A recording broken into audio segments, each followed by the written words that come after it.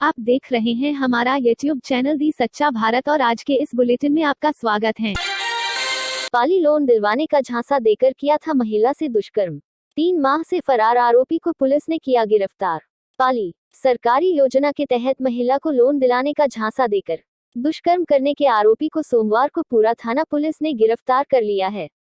आरोपी पिछले 3 माह से फरार चल रहा था। इस मामले में पुलिस ने आरोपी के कई ठिकानों पर दबिश दी थी, लेकिन यह पुलिस के हत्थे नहीं चढ़ पाया था। सोमवार को मुखबिर की सूचना पर अपने घर मिलने आए आरोपी को पुलिस ने दबोच लिया और गिरफ्तार कर लिया। वेश्यावृत्ति बंद कराने की मांग को लेकर ग्रामीणों ने सौंपा पाली पुलिस अधीक्षक को ज्ञापन। शहर के मंडिया रोड क्षेत्र के किंग सिटी निवासियों ने जिला पुलिस अधीक्षक कालूराम रावत को ज्ञापन सौंपा। ज्ञापन में बताया कि मंडिया गांव के किंग सिटी क्षेत्र में साटिया समुदाय परिवारों की महिलाओं द्वारा अनैतिक वेश्यावृत्ति कार्य पिछले 2 वर्षों से करवाया जा रहा है, जिस वजह से क्षेत्र में असामाजिक तत्व व शराबी तत्वों का जमावड़ा रहता है। यह लोग गली मोहल्लों में अभद्र भाषा का उपयोग भी कर रहे हैं। कई बार इनको ठोकने रोकने पर इनके द्वारा मारपीट भी की गई। इस कार्रवाई को लेकर सदर थाने में भी कई बार सूचना दी गई। आज की लेटेस्ट न्यूज अपडेट्स में हम जानेंगे, वित्त मंत्री निर्मला सीतारमण ने अपना तीसरा और नरेंद्र मोदी सरकार का 8वां बजट किया पेश। बजट से झूमा सेंसेक्स, आया 24 साल का सबसे बड़ा उछाल। नेशनल वुमेन्स रेसलिंग चैंपियनशिप में हरियाणा की मीनाक्षी ने जीता गोल्ड। आमिर खान करेंगे मोबाइल डिटॉक्सिंग, खाई मोबाइल नहीं छूने की कसम। और ऐसी तमाम बड़ी खबरों पर डालेंगे नजर, तो चलिए फटाफट शुरुआत करते हैं। कल सोमवार को वित्त मंत्री निर्मला सीतारमण ने अपना तीसरा और नरेंद्र मोदी सरकार का 8वां बजट पेश किया। ये पहला मौका है जब बजट दस्तावेज नहीं छपे। कोरोना की वजह से इस साल बजट की सॉफ्ट कॉपी ही साझा की गई। कोरोना के कहर से प्रभावित अर्थव्यवस्था को रफ्तार देने के लिए सरकार ने अगले वित्त वर्ष में बुनियादी ढांचा क्षेत्र पर खर्च में भारी बढ़ोतरी की घोषणा की है। देश भर में कोरोना वैक्सीन के लिए 35,000 करोड़ रुपए का फंड रखा गया है। इसके अलावा स्वास्थ्य क्षेत्र के लिए आवंटन को 2 गुना से अधिक कर दिया गया है। बीमा क्षेत्र में प्रत्यक्ष विदेशी निवेश यानी FDI की सीमा को 49% से बढ़ाकर 74% करने का भी प्रस्ताव दिया गया है। 1 अप्रैल से शुरू हो रहे अगले वित्त वर्ष के लिए सरकार ने व्यक्तिगत या कॉर्पोरेट कर की दरों में कोई बदलाव नहीं किया है। घरेलू विनिर्माण को प्रोत्साहन देने के लिए कुछ वाहन कलपुर्जों, मोबाइल फोन कलपुर्जों और सौर पैनल पर सीमा शुल्क बढ़ा दिया गया है। इसके साथ ही सरकार ने कुछ आयातित उत्पादों पर एक नया कृषि संरचना एवं विकास उपकर AIDC लगाने की घोषणा की है। चांदी, शराब, रसायन, कपास और सेब से लेकर दाल तक नया कृषि उपकर लगाया जाएगा। हालांकि उपभोक्ताओं पर बोझ को कम करने के लिए इन उत्पादों पर आयात शुल्क को घटाने की घोषणा भी की गई है। बजट में इनकम टैक्स से जुड़े कानूनों में 10 बदलाव हुए हैं। इनमें सबसे बड़ी घोषणा है 75 वर्ष से ज्यादा आयु वाले पेंशनर्स को टैक्स रिटर्न फाइल नहीं करना पड़ेगा। शेयर बाजार ने बजट घोषणाओं का स्वागत किया है। 2 दशक में सेंसेक्स ने बजट के दिन की सबसे बड़ी बढ़त दर्ज की है।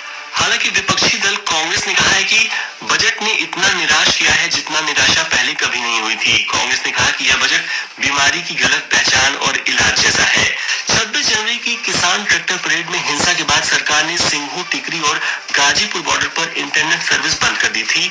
अब इलेक्ट्रॉनिक्स और सूचना प्रौद्योगिकी मंत्रालय MEITY ने ट्विटर को 250 अकाउंट्स ब्लॉक करने का निर्देश दिया है। इन अकाउंट से मोदी किसानों का नरसंहार करने की प्लानिंग कर रहे हैं हैशटैग के साथ ट्वीट किए जा रहे थे। साथ ही ये 30 जनवरी को अकाउंट झूठे, उकसाने और डराने वाले ट्वीट भी कर रहे थे। किसानों का कहना है यह हमारी आवाज को दबाने की कोशिश है। वहीं आंदोलन कर रहे किसान संगठनों ने 6 फरवरी को देश भर में चक्का जाम करने का ऐलान किया है।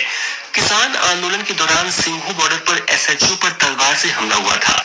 अब पुलिस ने ऐसे हमलों से सामना करने के लिए स्टील की लाठी बनवाई है। लाठी के साथ इसमें स्टील के आर्म और रिस्ट कवर भी लगे हुए हैं। यह पुलिस को तलवार और फरसे जैसे हथियारों के हमले से बचाने में सक्षम होंगे। देश में सोमवार को 8,532 नए कोरोना मरीज मिले। 13,352 लोग रिकवर हुए और 93 लोगों की मौत हुई। भारत में अब तक 1,07,67,000 से ज्यादा लोग संक्रमण की चपेट में आ चुके हैं। रात की बात यह है कि इनमें 1,04,47,000 से ज्यादा लोग ठीक भी हो चुके हैं। 1,54,521 मरीजों की अब तक मौत हो चुकी है। 1,60,773 मरीजों का फिलहाल इलाज चल रहा है। कोरोना की वजह से आम लोगों के लिए बंद राष्ट्रपति भवन फिर से खोला जाएगा। पब्लिक के लिए यह 6 फरवरी से सरकारी छुट्टियों को छोड़कर शनिवार और रविवार को खुलेगा। राजस्थान सरकार ने सभी सरकारी और प्राइवेट स्कूलों में कक्षा 9 से 12 तक की रेगुलर क्लासेस शुरू करने की इजाजत दे दी है। दुनिया में कोरोना मरीजों का आंकड़ा 10 करोड़ 35 लाख से ऊपर हो गया है। 7 करोड़ 51 लाख से ज्यादा लोग ठीक हो चुके हैं। अब तक 22 लाख 37 हजार से ज्यादा लोग अपनी जान गंवा चुके हैं। चीन में नकली वैक्सीन की वजह से सरकार परेशान हो गई है। अब इसके खिलाफ देश में कैंपेन चलाया जा रहा है। ब्रसेल्स, बुडापेस्ट और वियना में कोरोना को लेकर लगाई गई पाबंदियों के विरोध में प्रदर्शन तेज हो गए हैं। पिछले अप्रैल में ब्रिटेन में लॉकडाउन के दौरान नेशनल हेल्थ सर्विस के लिए 3 करोड़ 20 लाख पाउंड जुटाने वाले 100 साल के कैप्टन टॉम मूर को कोरोना पॉजिटिव पाया गया है। उन्हें अस्पताल में एडमिट किया गया है। 10 साल पहले डेमोक्रेटिक सिस्टम अपनाने वाले म्यांमार में दोबारा सैन्य शासन लौट आया है। देश में 1 साल के लिए इमरजेंसी लागू कर दी गई है। सेना ने सोमवार तड़के देश की स्टेट काउंसलर आंग सान सू की, प्रेसिडेंट यू विन मिंट समेत कई सीनियर नेताओं और अफसरों को गिरफ्तार कर लिया। राजधानी की अहम इमारतों में सैनिक तैनात हैं। सड़क पर बख्तरबंद वाहन गश्त कर रहे हैं। कई शहरों में इंटरनेट कनेक्टिविटी बंद कर दी गई है। हालांकि इस डेवलपमेंट से नाराज जो बाइडेन ने म्यांमार पर प्रतिबंध लगाने की बात की है। अब सुनते हैं बिजनेस वर्ल्ड की लेटेस्ट न्यूज। जनरल और लाइफ इंश्योरेंस सेक्टर में विदेशी प्रत्यक्ष निवेश यानी एफडीआई की निवेश सीमा अब 74% कर दी गई है। अभी तक यह 49% थी। इसका फायदा यह होगा कि ग्राहकों को इंश्योरेंस में ढेर सारे अलग अलग किस्म के प्रोडक्ट्स मिलेंगे। साथ ही इससे देश में बीमा के प्रति जागरूकता बढ़ेगी। कल बजट पेश होने के बाद बॉम्बे स्टॉक एक्सचेंज का सेंसेक्स 2314 अंकों यानी 5% की बढ़त के साथ 48,600 पर बंद हुआ। यह पिछले 24 साल की सबसे बड़ी उछाल है। निफ्टी भी 693 अंकों यानी 5% की बढ़त के साथ 14,328 पर बंद हुआ।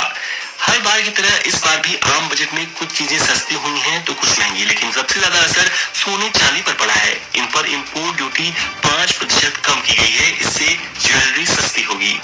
बजट आने के बाद सोना 1,896 रुपए प्रति 10 ग्राम सस्ता हुआ है। अब इसकी कीमत 47,200 रुपए प्रति 10 ग्राम हो गई है। चांदी भी 1,900 रुपए टूटकर 72,500 रुपए प्रति किलोग्राम हो गई है। 2021-22 में एक सरकारी बीमा कंपनी और 2 सरकारी बैंक का निजीकरण किया जाएगा। हालांकि वित्त मंत्री ने इनके नाम नहीं बताए। इनके अलावा Air India, BPCL, IDBI, shipping corporation of India, container corporation of India, BEML, Pawan Hans, Neelanchal इस्पात निगम लिमिटेड जैसी कंपनियों में भी हिस्सेदारी बेची जाएगी। अगले साल एलआईसी का भी आईपीओ लाया जाएगा। अब सुनते हैं खेल जगत के मुख्य समाचार। इंग्लैंड सीरीज के लिए चेन्नई पहुंच चुकी टीम इंडिया ने क्वारंटाइन पीरियड पूरा कर लिया है। टीम मंगलवार से नेट्स में प्रैक्टिस कर सकेगी। टीम इंडिया शुक्रवार यानी 5 फरवरी से इंग्लैंड के साथ 4 मैचों की टेस्ट सीरीज की शुरुआत करेगी।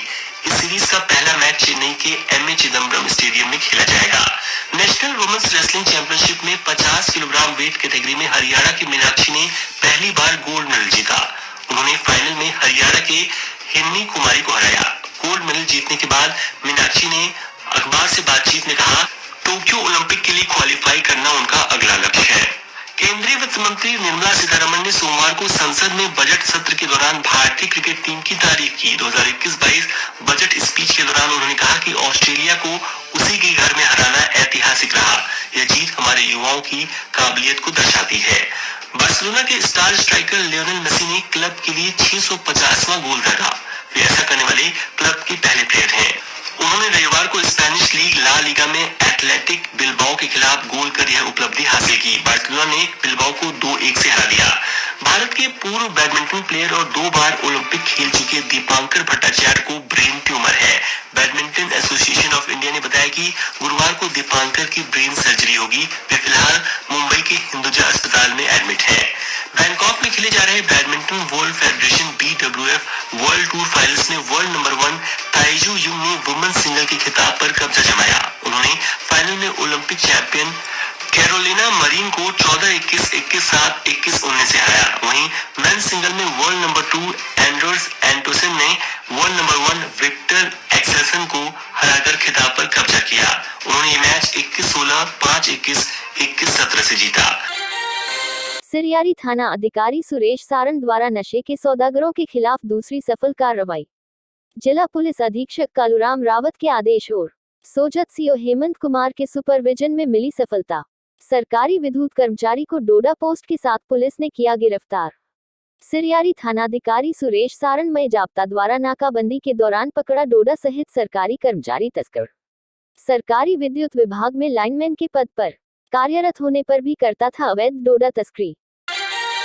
मारवाड़ जंक्शन प्रधान ने अस्पताल परिसर का किया निरीक्षण। परिसर में निर्माणाधीन प्रगतिशील कार्यों का किया अवलोकन।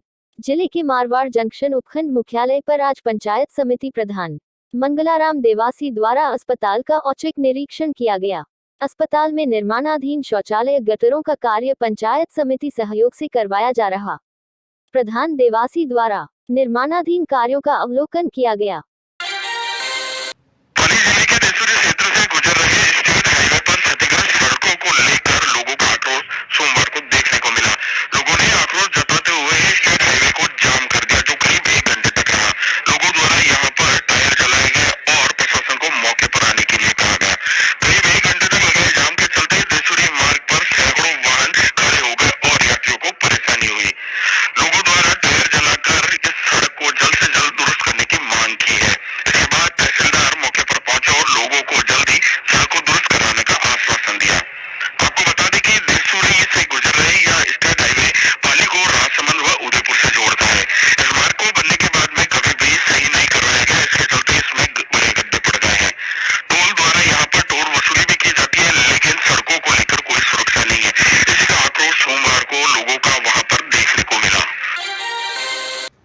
संचालित हो रही कच्ची शराब की फैक्ट्रियों के खिलाफ प्रशासन ने मुहिम छेड़ दी है। इसके तहत सोमवार को उपखंड अधिकारी उत्सव कौशल ने पाली के सभी पुलिस अधिकारियों की बैठक ली। इस बैठक के साथ ही उपखंड स्तर पर सभी जगह अधिकारियों की बैठक हुई है और अब जिले में संचालित हो रही कच्ची शराब एवं वॉश को खिलाफ कार्रवाई करने के लिए सख्त निर्देश दे दिए गए, जिसके तहत पुलिस ने करीब 25 जगह छापे भी मारे हैं। राजस्थान सरकार और पुलिस मुख्यालय के द्वारा विशेष अभियान अवैध शराब के खिलाफ चलाया जा रहा है। उस क्रम में जिला स्तर पर भी पूरे पाली जिले में अवैध शराब की धरपकड़ के लिए अभियान चलाया जा रहा है और इस अभियान की मॉनिटरिंग जिला कलेक्टर, पुलिस अधीक्षक श्रम और आबकारी विभाग के वरिष्ठ अधिकारी कर रहे हैं। इस जिले में बाली, जेतारण और कुछ मारवाड़ जंक्शन का जो पहाड़ी इलाका है, यहाँ पर अवैध शराब निकालने की, बनाने की सूचनाएं रही हैं। गत दिनों इसके खिलाफ कुछ कार्रवाई की। जिला पुलिस की तरफ से भी अभियान के दौरान लगभग 30-35 मुकदमे दर्ज किए गए। आबकारी विभाग के द्वारा भी खूब मुकदमे दर्ज किए गए। और ऐसे ही नए अपडेट पाने के लिए द सच्चा भारत चैनल को सब्सक्राइब कीजिए। धन्यवाद।